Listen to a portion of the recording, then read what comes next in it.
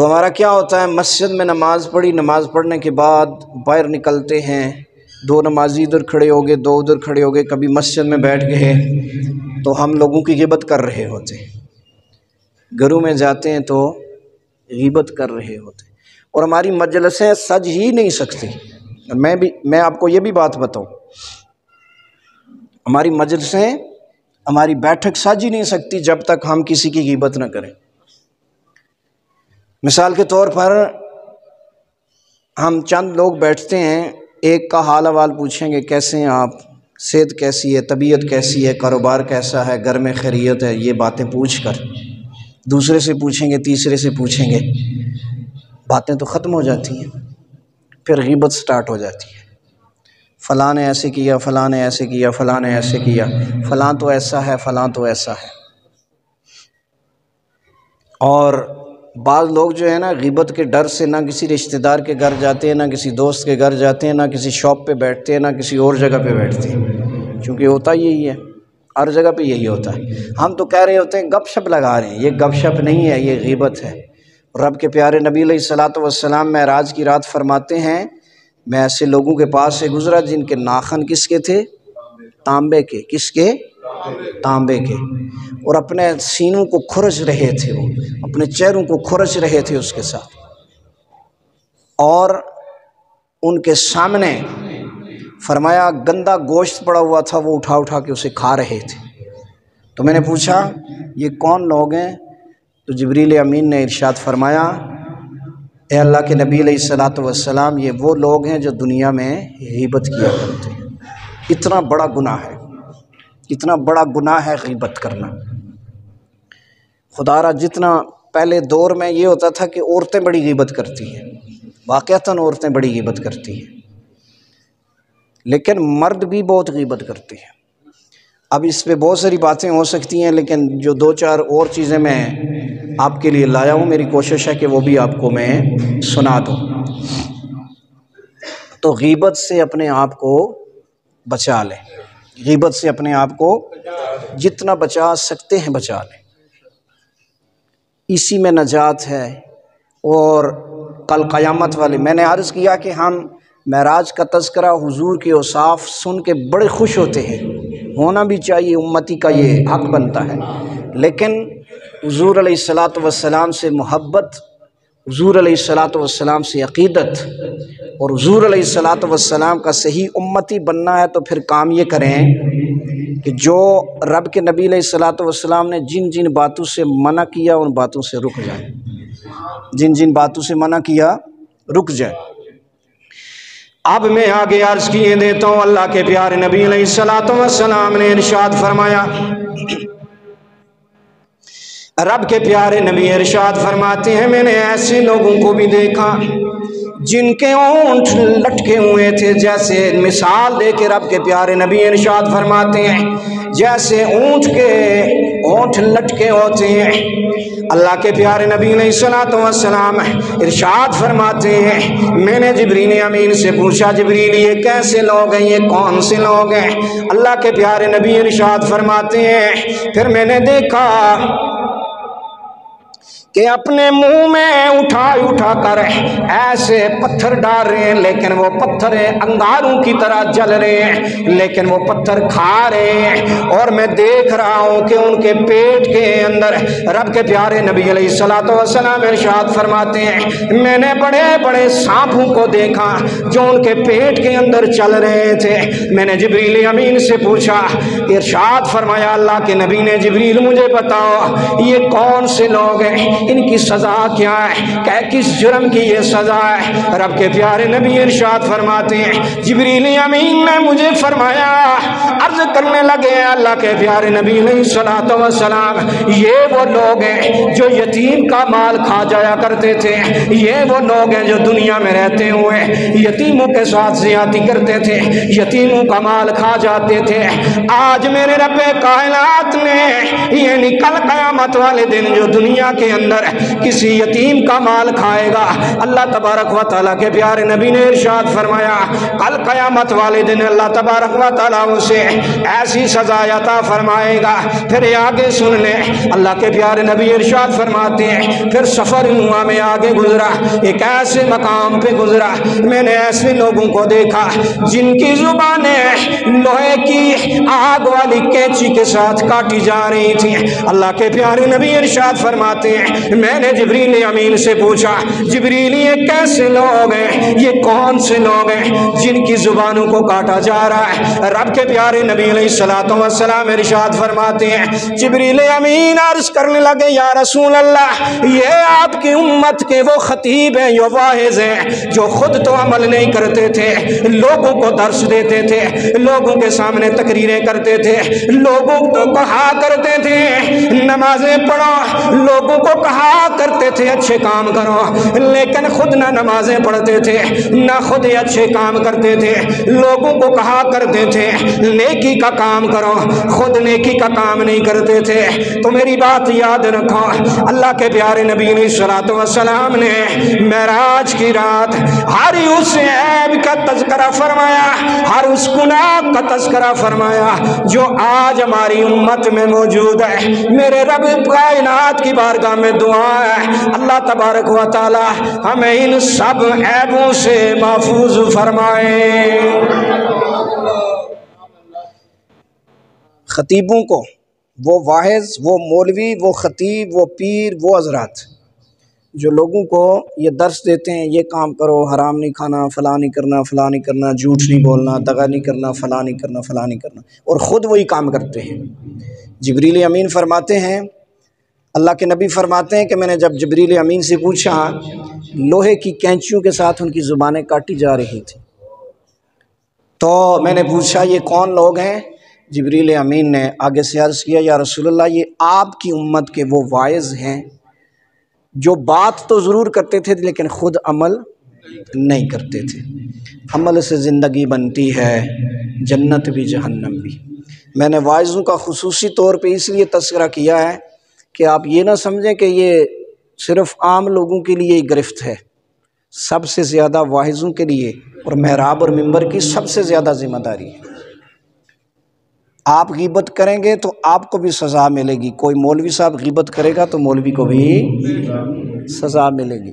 ایسا نہیں ہے کہ آپ کو سزا ملے تو مولوی جو ہے وہ بری وسیمہ ہے۔ آخری بات سن لیں، میں اپنی بات کو ختم کرتا ہوں۔ اللہ رب العزت ہمیں عمل کی توفیق عطا فرمائے، اور جہاں پر میں نے پچھلے جمعۃ المبارک پر بات ختم کی تھی اسی کے ساتھ ہی میں اپنی بات کو دوبارہ سے ختم کر دیتا ہوں۔ اللہ کے نبی نے ارشاد فرمایا تھا کہ کل قیامت والے دن اس امت کو بچانے کے لیے پل صراط پہ میں خود موجود ہوں۔ کل پل سے ہمیں جس نے خود پار لگانا ہے، کل پل سے ہمیں جس نے خود پار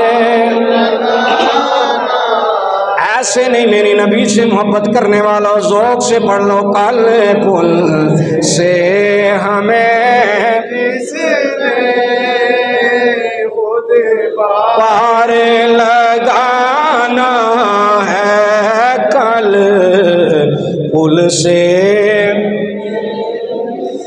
نے خود پار۔ ہمارا تو حال یہ ہے کہ ہمیں اللہ کے نبی علیہ الصلوۃ والسلام کا تذکرہ کرتے ہوئے بھی شرماتے ہیں، ہم کلمہ پڑھتے ہوئے بھی شرماتے ہیں، ہم دیگر معاملات میں بھی شرما جاتے ہیں، مسجد میں آتے ہوئے بھی شرماتے ہیں، لیکن میری بات یاد رکھنا، اللہ کے پیارے نبی علیہ الصلوۃ والسلام سے محبت کا یہ تقاضا ہے۔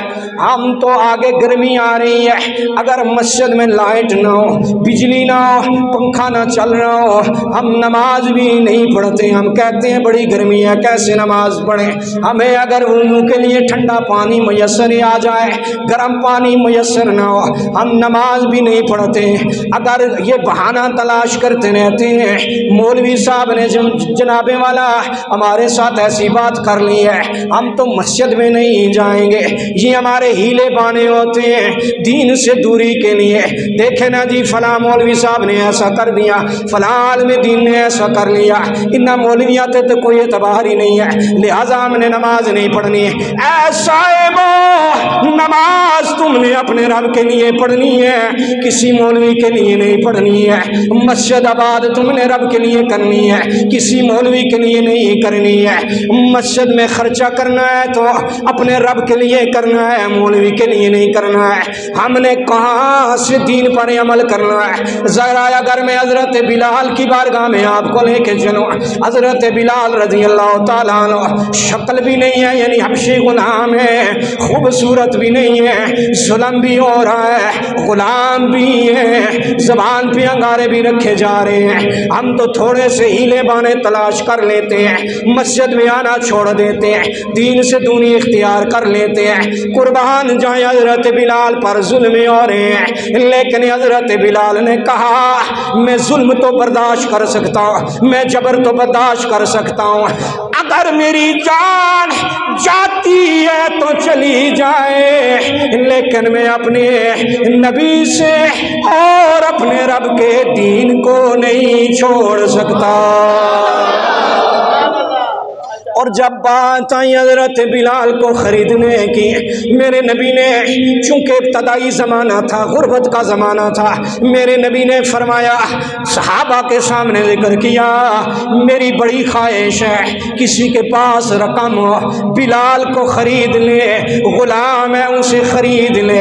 ये बात हज़रत अबू बकर सदीक़ के दिल में बैठ गई है। मैं ये बात इसलिए आपको बताना चाहता हूँ, हज़रत अबू बकर सदीक़ एक जगह से गुजरे, देखा हज़रत बिलाल पर जुल्म हो रहा है, सुतम हो रहा है। कुफारे मक्का ने कहा अगर इससे मोहब्बत करता है तो इसे ख़रीद क्यों नहीं लेता।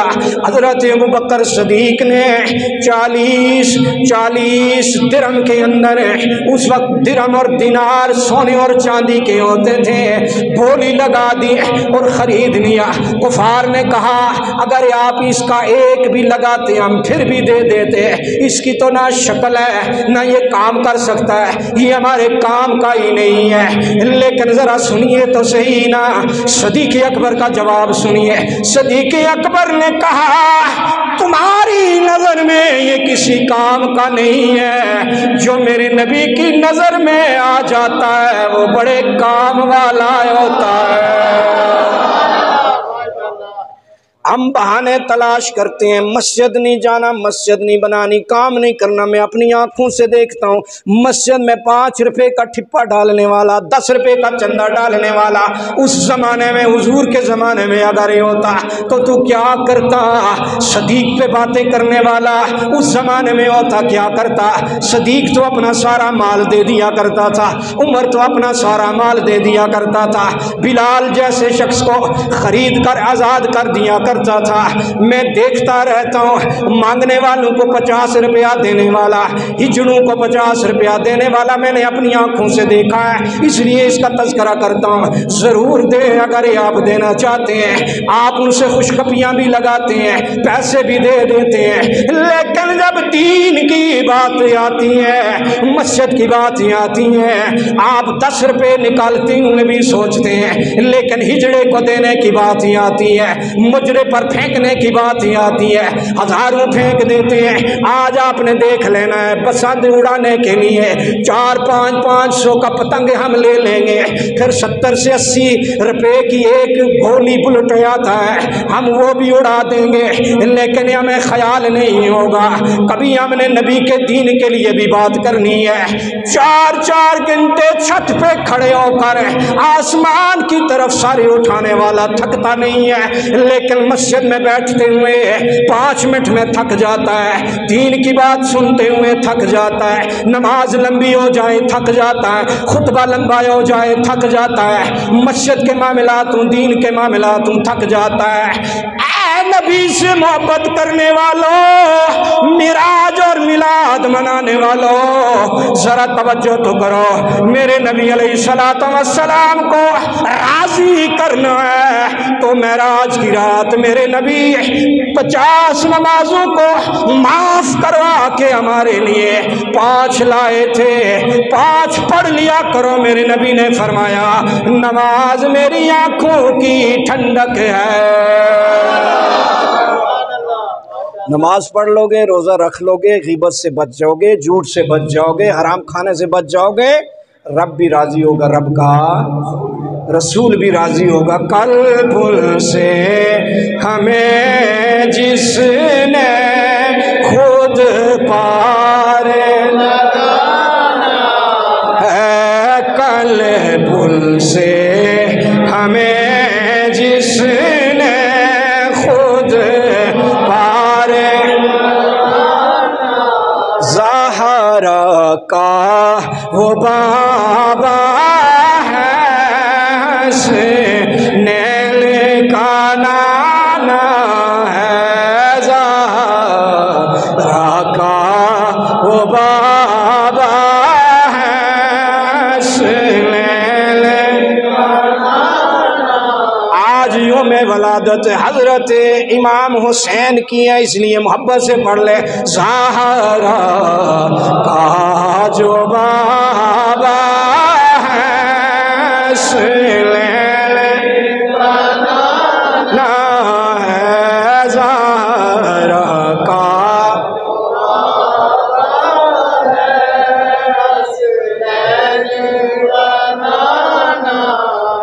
अल्लाह रब्बुल इज़्ज़त हमें अमल की तौफीक